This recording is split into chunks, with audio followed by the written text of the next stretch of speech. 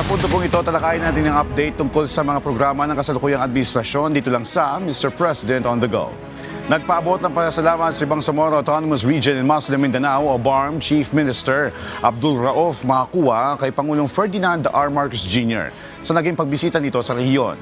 Anya, ipinapakita ng pagbisita ng Pangulo ang patuloy at matatag na pagtutulungan ng pambansang pamahalaan at ng BARM upang isulong ang permanenteng kapayapaan, inklusibong kaunlaran at mas matibay na kooperasyon sa pagitan ng mga ahensya para sa kapakinabangan ng mamamayang Bangsamoro.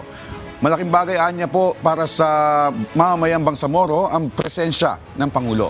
Inilunsad ng Pangulo sa Maguindanao del Norte ang National Government Bangsamoro Government Convergence Program para sa BARM. Ang Convergence Program ay isang inisyatibo na naglalayong paigtingin ang koordinasyon at pagtutulungan ng pambansang pamahalaan at ng rehiyon sa pagpapatupad ng mga programa at serbisyong direktang makikinabang ang mga mamamayan ng Bangsamoro.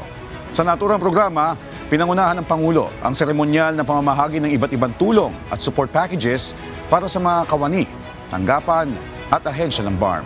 Pinangunahan din niya ang seremonyal na pagte-turnover ng Social Civic Projects Fund o SCPF sa pamahalaan lungsod ng Cotabato at sa mga pamahalaang panlalawigan ng BARM upang suportahan ang pagsasakatuparan ng mga prioridad na proyektong pangkaunlaran.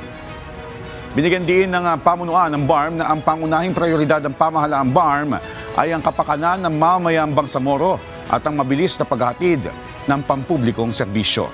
Hinimok din dito ang mga pinuno ng Bangsamoro na makiisa sa layunin ng administrasyon na isulong ang isang inklusibo at may pananagutang pamamahala. Yan po muna ang ating update ngayong umaga. Abangan ang susunod nating tatalakayin patungkol sa aktibidad at programa ng kasalukuyang administrasyon dito lang sa Mr. President on the Go.